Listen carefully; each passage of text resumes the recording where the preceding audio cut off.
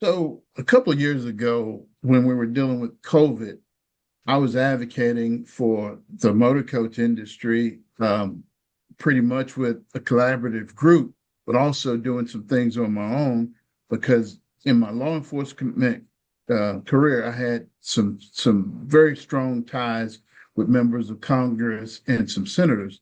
I once served as a national president for the National Organization of Black Law Enforcement Executives. So I had bonded with several key persons on the Hill.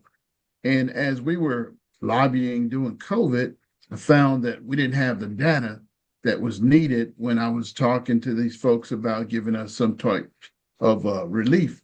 And, it just dawned on me then that that's our biggest problem because we didn't have data. And as you know, data moves buildings, so to speak.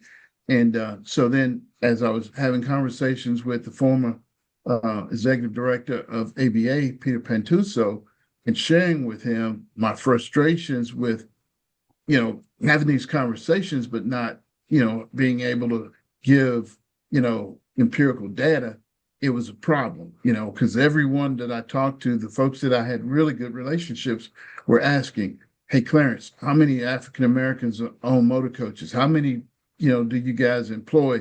How does this, spread across my constituency? And I had to tell them I didn't really know. I just knew there was a great number of us that existed, and I would do a better job of trying to collect that data.